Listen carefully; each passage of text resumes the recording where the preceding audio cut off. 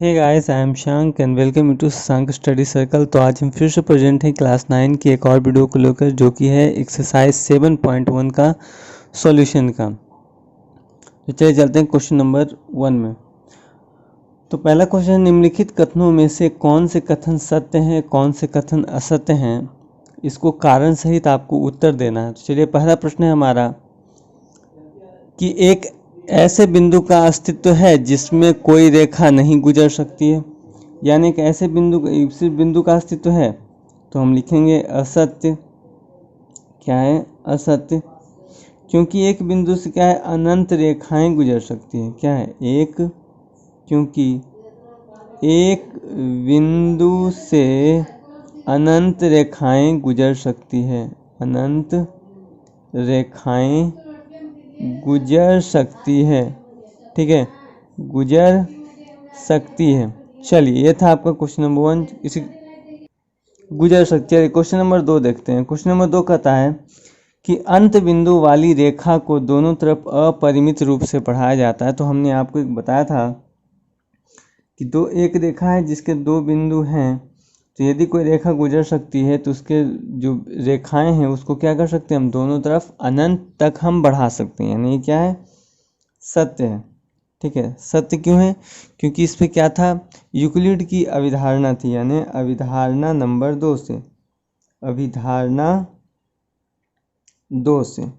ठीक है, number second का अभिधारणा आप देख लीजिएगा। चलिए, तीसरा है कि दिए हुए बिंदु एक केंद्र वाला एक ही वृत्त का अस्तित्व है।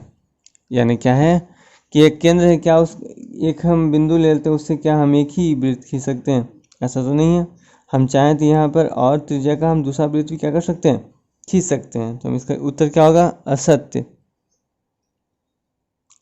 ठीक है, क्योंकि दिए गए बिंदु से क्योंकि दिए गए बिंदु ए से अनंत त्रिज्या की वृत्त खींची जा सकती है। वृत्त खींची जा सकती है। चलिए, था क्वेश्चन नंबर 3। क्वेश्चन नंबर 4 है, आपका ऐसी दो रेखाएं x और y का अस्तित्व है ताकि x not equal to y, लेकिन 2x बराबर y। असत्य होगा, क्योंकि जब x और y बराबर हैं ही नहीं है तो 2x बराबर 2y हो ही नहीं सकता। ठीक है, हो ही नहीं सकता है। चलिए, ये चीज़ आप देख लीजिए। चलिए, क्वेश्चन नंबर 1 का 5 है, दो भिन्न रेखाओं में अधिकतम एक बिंदु उभयनिष्ठ हो सकती है। तो हाँ, हम जानते हैं कि इस पर मैंने पिछली वीडियो में क्या है, प्रमेय साबित किया था। तो अगर आपने नहीं देखा तो नीचे डिस्क्रिप्शन में लिंक है, आप जाकर देख सकते हैं। चलिए, जिसका क्या होगा? सत्य। क्यों? इसका देखिए, उदाहरण है आपका प्रमेय 7.1 से। ठीक है, नीचे डिस्क्रिप्शन में लिंक है, आप जाइए, सबसे पहले उसको वीडियो इंट्रोडक्शन की वीडियो देख लीजिए। ये वीडियो आपको समझ में आएगी। चलिए, चलते हैं क्वेश्चन नंबर 2 में। चलिए, क्वेश्चन नंबर 2 कहता है आपका कि अभिगृहित और अभिधारणा से आप क्या समझते हैं, यानी इसकी परिभाषा लिखना है। तो चलिए, बनाते हैं इसको। चलिए, तो यदि आपने ये इंट्रोडक्शन का वीडियो देखा होगा तो उसमें मैंने ये चीज़ देखिए आपको लिख कर बताया था कि अभिधारणा क्या है, कि अभिधारणा शब्द का प्रयोग उन कल्पनाओं के लिए है जो विशिष्ट रूप से ज्यामिति से संबंधित थी। और अभिगृहित क्या था, कि वे कल्पनाएं थीं जिन्हें निरंतर गणित में प्रयोग किया गया और जिनका केवल ज्यामिति से ही विशेष संबंध नहीं था। नोट में हमने क्या लिखा था कि अभिगृहित और अभिधारणाएं ऐसी कल्पनाएं हैं जो स्पष्टतः सर्वव्यापी सत्य होती हैं, जिन्हें सिद्ध नहीं किया जा सकता। तो यही अभिगृहित और अभिधारणा की क्या है, परिभाषा है। चलिए, तो चलते हैं क्वेश्चन नंबर 3 की ओर। चलिए, क्वेश्चन नंबर 3 कहता है कि प्रमेय क्या है। ठीक है, तो इसमें लिख सकते हैं कि प्रमेय वह है जिसे सिद्ध किया जाता है। क्या है? जिसे सिद्ध किया जाता है। जिसे सिद्ध किया जाता है वो क्या कहलाता है? प्रमेय है। चलिए, था क्वेश्चन नंबर 4 देखते हैं। कहता है कुछ ऐसे पदों को लिखें जो ज्यामिति से परिभाषित नहीं है। यानी अगर आपने इंट्रोडक्शन वीडियो देखा होगा तो उसमें मैंने बताया था कि कुछ ऐसे भी पद हैं जो कि क्या है, परिभाषित नहीं है, जिनको परिभाषित मान लिया गया है, जो कि हैं बिंदु, रेखा और तल। इसके अलावा भी बहुत सारे हैं, लेकिन कुछ एग्जाम्पल हैं जिनको क्या है, जिनकी कोई परिभाषा नहीं है, जिनको सर्वथा क्या मान लिया गया है, सिद्ध माना गया है। चलिए चलते हैं क्वेश्चन नंबर 5 में। चलिए नेक्स्ट क्वेश्चन है कि यूक्लिड की 5 अभिधारणाओं को आपको क्या करना है, लिखना है। तो इंट्रोडक्शन वीडियो भी मैंने लिखा था कि उसकी 5 अभिधारणा क्या क्या चीज़ थी, तो आप उससे भी देख कर लिख सकते हैं। तो ऐसा नहीं है, तो हम कुछ लिख देते हैं। देखिए 5 बोलता है, तो चलिए लिखते हैं। सबसे पहले फर्स्ट क्या है कि एक बिंदु से दूसरे बिंदु, एक बिंदु से दूसरे बिंदु, एक बिंदु से दूसरे बिंदु तक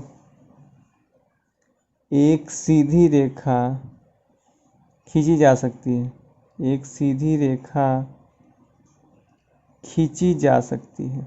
ये था आपका फर्स्ट। चलिए सेकंड देखते हैं।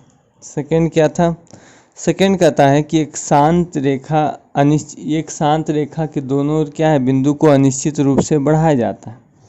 यानी लिख सकते हैं एक शांत रेखा, यानी क्या है, एक शांत रेखा कौन होती है, जिसके दोनों क्या होते हैं, दोनों छोर क्या होते हैं, डॉटेड लाइन से बंद होते हैं। उसको हम क्या कहते हैं, एक शांत रेखा। लिख सकते हैं जिसका दो अंत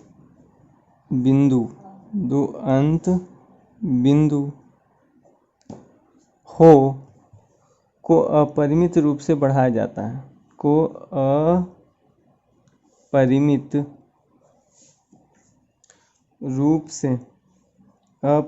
रूप से बढ़ाया जा सकता है। ठीक है, यह था आपका दूसरा अभिधारणा। तीसरा की बात करते हैं। तीसरा है किसी बिंदु को केंद्र मानकर, किसी बिंदु को केंद्र मानकर और किसी त्रिज्या का वृत्त खींचा जा सकता है। ठीक है, किसी त्रिज्या का वृत्त खींचा जा सकता है, त्रिज्या का वृत्त खींचा जा सकता है। ये थी इसकी तीसरी अवधारणा। चलिए चौथे की बात करते हैं। चौथा क्या था कि सभी समकोण आपस में क्या होते हैं, बराबर होते हैं। चलिए सभी समकोण एक दूसरे के बराबर होते हैं। आप समकोण कैसे भी लेते हैं, इसे कोई दिक्कत नहीं, लेकिन समकोण क्या होगा, बराबर होगा। सभी समकोण एक दूसरे के बराबर या समान होते हैं, बराबर होते हैं। चलिए थी चौथी। पांचवी देखते हैं। पांचवा क्या था कि पांचवा आपको याद है कि प्ले फेयर का जो नियम था, जो कि आपको आगे क्वेश्चन में भी कहीं ना कहीं मिल जाएगा, आपको उसको लिखना है। तो वो क्या थी कि यदि एक सीधी रेखा, यदि एक सीधी रेखा दो सीधी रेखाओं पर गिरकर अपने एक ही ओर दो अंतःकोण इस प्रकार बनाए कि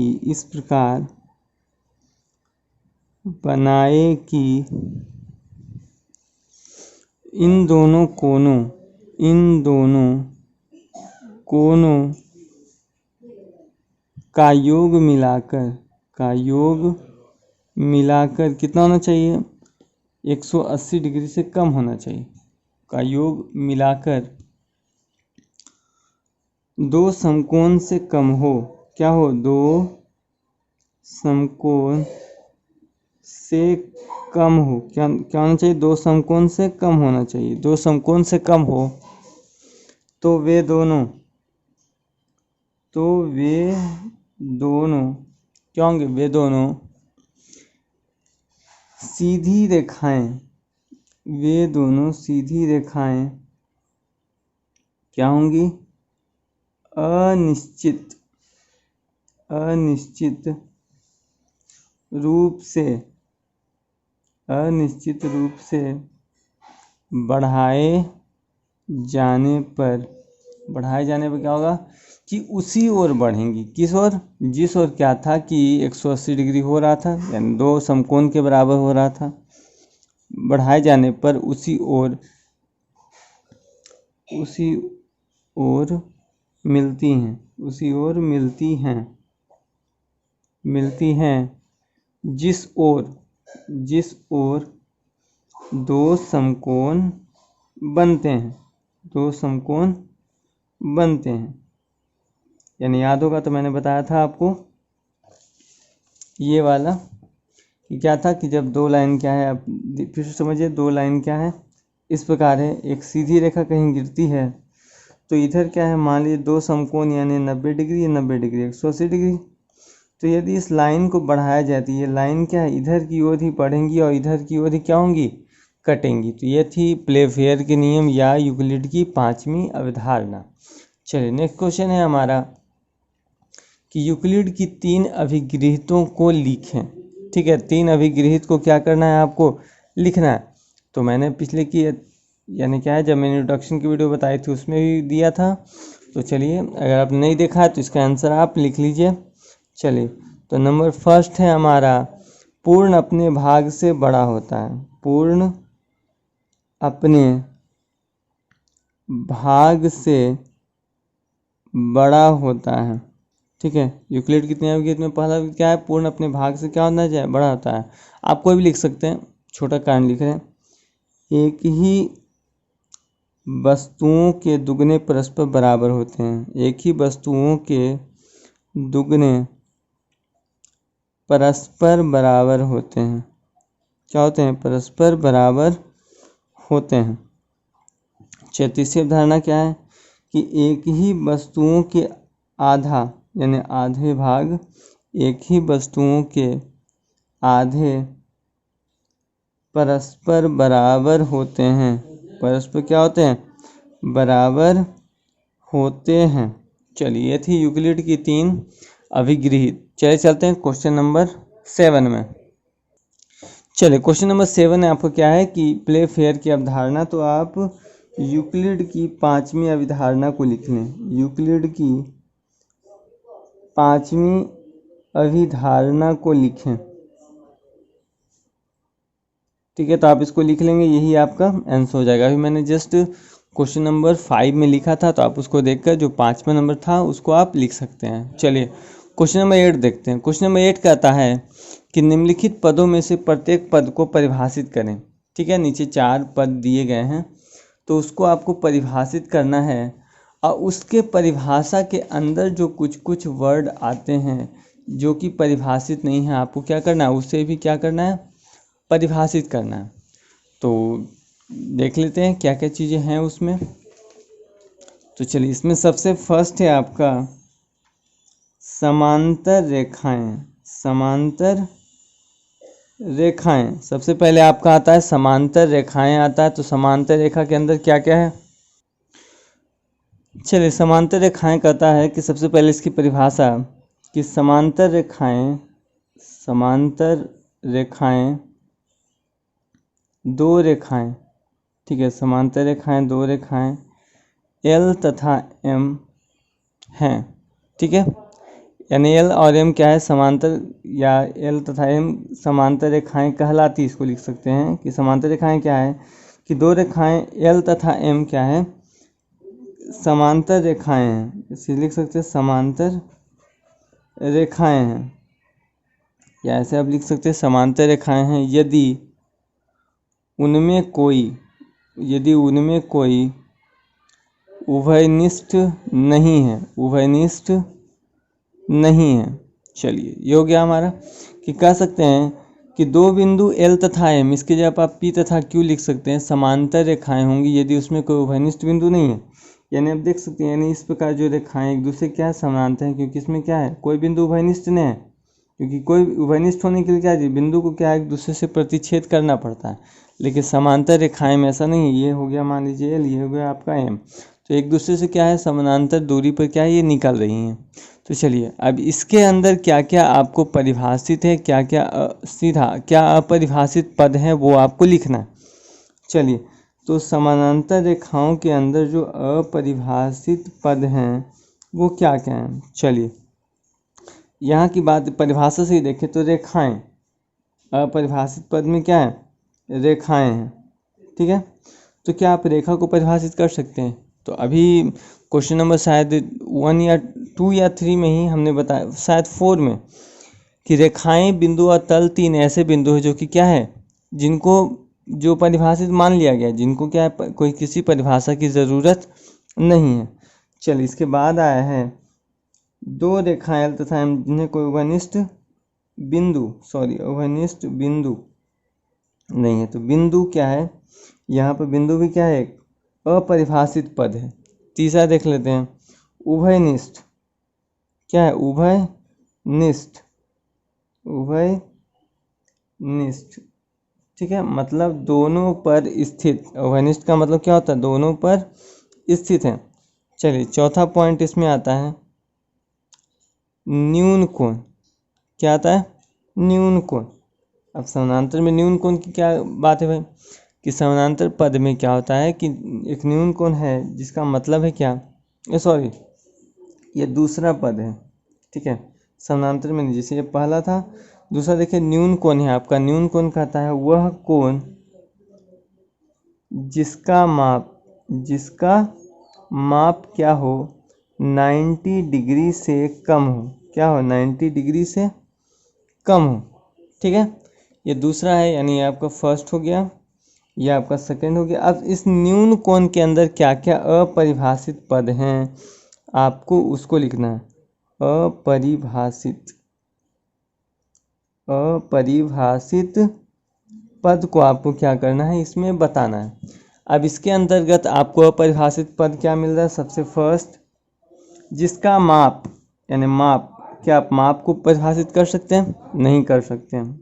दूसरा से कम, दूसरा पद क्या है, 90 से कम। चलिए दूसरा पद हो गया।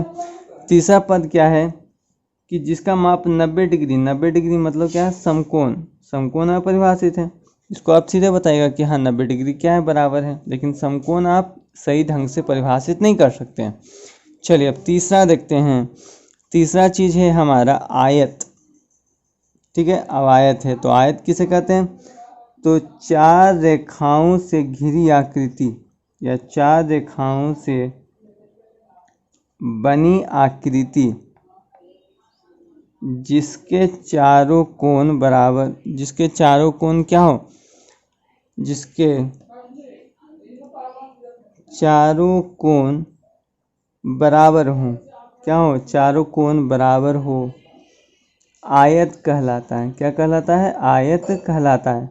आयत में आप देखते हैं कि इसके क्या होते हैं, चारों कोण 90 डिग्री पर होते हैं ना। तो इसी कारण क्या है कि आयत क्या है, कि आयत को हम कह सकते हैं कि वैसी आकृति जिसके चारों क्या हो, चारों कोण आपस में बराबर हो। चलिए अब इसमें अपरिभाषित पद क्या क्या हैं, अपरिभाषित पद हमको बताना है। तो चलिए इसमें अपरिभाषित पद क्या है, 4 रेखाओं, ठीक है, 4 रेखाओं से बनी आकृति। सबसे पहला क्या है, 4 रेखाओं से बनी आकृति। तो क्या आप जानते हैं रेखा भी क्या है, अपरिभाषित पद है। ठीक है, बी क्या है आपका, कोण। कोण को आप परिभाषित नहीं कर सकते हैं। सी क्या है आपका, बराबर। ठीक है, बराबर को भी आप क्या कर सकते हैं, परिभाषित नहीं कर सकते हैं। चलिए था आपका तीसरा। चौथा देखते हैं, चौथा है आपका समांतर चतुर्भुज। क्या है आपका, समांतर चतुर्भुज। तो समांतर चतुर्भुज क्या है कि एक चतुर्भुज जिसमें 2 रेखाखंड समांतर हैं और 2 अन्य समांतर हैं, और दो क्या है, 2 अन्य समांतर हैं, एक समांतर चतुर्भुज कहलाता है। तो लिख सकते हैं इसका परिभाषा इस ढंग से कि एक चतुर्भुज, चतुर्भुज क्या है, 4 रेखाओं से बनी आकृति। ठीक है, एक चतुर्भुज जिसके या जिसमें 2 रेखाओं, क्या है, जिसमें 2 रेखाओं, या ऐसे लिख सकते हैं हम, जिसमें दो रेखाखंडों या दो रेखाखंड क्या हो, समानांतर हो। क्या हो, दो रेखाखंड समांतर हो। एक चतुर्भुज जिसमें दो रेखाखंड क्या हो, समांतर हो, और दो अन्य भी समानांतर हो। क्या हो, दो अन्य भी समानांतर हो, तो एक समानांतर चतुर्भुज है, समांतर चतुर्भुज होगा। चलिए एक एग्जाम्पल देख लेते हैं फिगर के हिसाब से। इस प्रकार क्या है, एक मान लीजिए समानांतर चतुर्भुज है, ये इसके बराबर, ये जो है इसके बराबर, यानी इस प्रकार देख लीजिए। कहता है एक चतुर्भुज जिसमें दो रेखाखंड समानांतर हो, दो रेखाखंड क्या है, समानांतर हो, और दो अन्य भी क्या हो, समानांतर हो, तो वो क्या कहलाएगा, एक समानांतर चतुर्भुज कहलाएगा। अब इसमें आपको अपरिभाषित पद लिखना है, तो अपरिभाषित पद देख लेते हैं क्या क्या है। सबसे फर्स्ट इसमें चतुर्भुज है ना, एक चतुर्भुज। अब चतुर्भुज क्या है, बी है आपका रेखा, ठीक है, रेखाखंड यानी रेखा है आपका। तो ये दो पद हैं जो कि क्या है कि अपरिभाषित पद है। तो इस प्रकार आपका ये क्वेश्चन नंबर 8 का सॉल्यूशन था। तो चलिए चलते हैं क्वेश्चन नंबर 9 में। चलिए क्वेश्चन नंबर 9 कहता है कि दिए गए चित्र में यदि ए बी बराबर बी सी बराबर सी डी, तो सिद्ध कीजिए कि ए बी बराबर 1/3 ए डी। ठीक है, फिगर इस प्रकार है आपका, एक लाइन है, मान लीजिए ए और ये आपका डी है, बीच में दो बिंदु है बी और सी है आपका। ठीक है, तो चलिए सिद्ध करते हैं। सबसे पहले लिखेंगे कि दिया है, क्या क्या दिया हमको, कि ए बी बराबर बी सी बराबर सी डी। अब हमको सिद्ध करना है, तो क्या है, सिद्ध करना है। इसमें क्या क्या सिद्ध करना है हमको, कि ए बी बराबर 1/3 ए डी। ठीक है, अब इसमें ज़रूरत है प्रमाण की, तो प्रमाण के लिए हम क्या लिख सकते हैं कि A B plus B C plus C D बराबर रेखा क्या होगा, यानी ए डी को बराबर, यानी ए डी के बराबर क्या होगा, A B plus B C plus C D बराबर होगा। तो चलिए अब हम देख सकते हैं कि ए बी जो पॉइंट है वो क्या है, बी सी के बराबर, बी सी के बराबर क्या है, सी डी होगा, यानी हर जो पॉइंट होगा वो ए बी का क्या होगा, बराबर होगा, यानी बी सी भी ए बी के बराबर होगा, सी डी भी ए बी के बराबर होगा, ए डी के बराबर। तो यहाँ देख लें ए बी कितना ए बी, तो 3 AB बराबर ए डी। तो इसीलिए ए बी बराबर 1/3 ए डी, यही आपका प्रूव्ड करना था। ये था आपका क्वेश्चन नंबर 9। क्वेश्चन नंबर 10 देखते हैं। चलिए क्वेश्चन नंबर 10 में भी एक पिक्चर दिया है, उसमें भी आपको क्या करना है, सिद्ध करना है। चलिए फिगर देख लेते हैं। ये P और S है, ठीक है, ये है P और S, ठीक है, PS लाइन है जिसके बीच में दो बिंदु लिया गया है Q और R।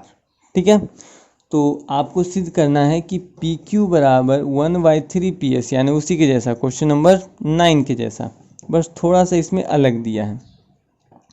चलिए तो इसको लिखते हैं कि दिया क्या है कि PR बराबर QS और PQ बराबर QR, यानी PR जो वैल्यू है, P और R की जो वैल्यू है वो QS के बराबर है, यानी इतना दूरी फिर इतना दूरी के बराबर है। ठीक है, तो इसके हिसाब से देखना है, तो लिखेंगे सिद्ध करना है, सिद्ध क्या करना है कि PQ बराबर 1/3 PS। चलिए अब प्रमाण देते हैं, तो प्रमाण में क्या हम लिखेंगे कि PR का जो वैल्यू है वो QS के बराबर, यानी PR QS के बराबर। ठीक है, चलिए ये तो क्या है, दिया है, प्रमाण में क्या है, लेकिन ये क्वेश्चन में दे दिया है। अब हम क्या करते हैं, दोनों तरफ QR घटा लेते हैं, दोनों तरफ QR घटाने पर, तो घटाने पर क्या हो जाएगा, PR माइनस QR, और QS में भी क्या घटाएंगे, QR। चलिए हम घटा लेंगे, तो जब PR में से QR घटाएंगे तो क्या बचेगा, PQ बचेगा, और QS में जब QR घटाएंगे तो RS बचेगा। तो यहाँ देखें, जब PR, यहाँ समीकरण में भी अगर इसको मान ले समीकरण 1, इसको मान ले समीकरण 2, तो देख सकते हैं कि समीकरण 1 तथा समीकरण 2 में का एक पक्ष बराबर है तो दूसरा पक्ष भी क्या होगा, बराबर होगा। तो इसीलिए हम लिख सकते हैं कि पी क्यू बराबर क्यू एस बराबर आर एस। ठीक है, चलिए अब हम लिखते हैं इसीलिए P Q plus Q R plus Q S बराबर किसके बराबर, यानी पी एस। यानी अब देखें तो पी क्यू क्यू आर और आर एस किसके बराबर, पी एस लाइन के बराबर।